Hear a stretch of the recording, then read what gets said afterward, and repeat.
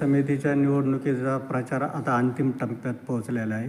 वेरूळ गटामध्ये राष्ट्रवादी काँग्रेसकडून जगन्नाथ खोसरे साहेब आणि इतर उमेदवार गणातून निवडणूक लढवत आहे.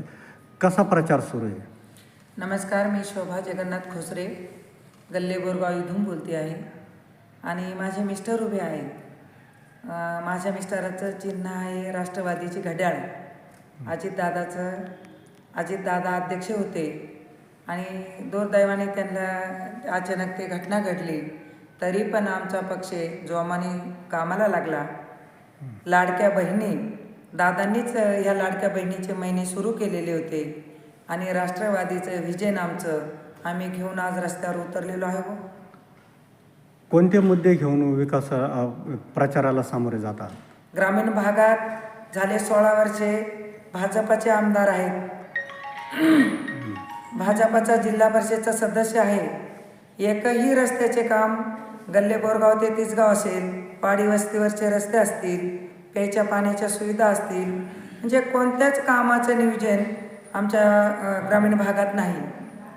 नाही, तुम्ही जिल्हा परिषद सदस्य राहिले आहे तर त्याच्या माध्यमातून तुम्ही काय काय कामं केलेली आहेत? मी जिल्हा परिषद सदस्य होती त्यावेळेस गल्ले बोरगावला हागणदारी मुक्ताचं मी विडावच उचललेला होता आणि जिल्हा परिषदमधून ड्रेनेजची पाईपलाईन म्हणजे एकमेव जिल्ह्यातून मी गल्ले बोरगावला आणलेली होती आणि त्या माध्यमातून एवढं मोठं लोकसंख्येचं गाव आमचं, पण सगळ्या इकडं ग्रामीणमध्ये नंबर 1ला आमचं गाव हागणदारी मुक्त लवकर मी केलं होतं. त्याच्यानंतर गल्ले बोरगावचे बाजार गल्लीत आमची खूप मोठ्या प्रमाणात दुर्दशा होती. ते बाजारवटेसुद्धा पणन खात्याचे मंत्री विखे पाटील साहेब होते. त्यांच्या माध्यमातून आम्ही गल्ले बोरगावला बाजारवटे केलेली. बापू गेल्या 35 वर्षापासून राजकारणात आहेत. राजकीय आणि सामाजिक क्षेत्रात कार्यरत असताना त्यांनी काय काय कामं केलेली? मी जिल्हा परिषद सदस्य असतानाच बापूंनी पण माझ्यासोबत कामं केलेली आहे ना. गल्ले बोरगावच्या शाळा मोडकळीस आलेल्या होत्या.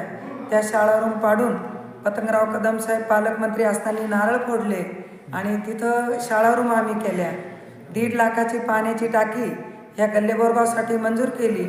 गल्ले बोरगावमध्ये जागा उपलब्ध नसताना स्वतःच्या जमिनीवर आम्ही पाण्याची टाकी बांधली आणि त्याचं पाणी आज गल्ले बोरगावला पाजतोय. त्याच्या अगोदरचं तुम्हाला सांगते, गल्ले बोरगावला खूप मोठी पाणी टंचाई होती. आम्ही निरगुडीच्या केसापूर धरणाहून पाणी आणलेलं आहे. स्वतःचं विहिरीतलं पाणी आम्ही गावाला जोडलेलं होतं आणि गावासाठी आम्ही पाणी प्यायची सोय केलेली होती. सरकारच्या विकासासाठी कोणतं व्हिजन आहे आपलं? सरकारच्या विकासासाठी पहिलं तर माझ्या मतदारसंघात माझ्या गल्ले बोरगावमध्ये जे दळणवळण जनतेचं बंद झालेलं आहे. कोणत्याही वाडीवर वस्तीवर जर गेलं तर लोक म्हणतात की ताई आम्हाला रस्ताच नाही. पहिला प्राधान्य मी आणि माझे पती रस्त्याला देणार आहे.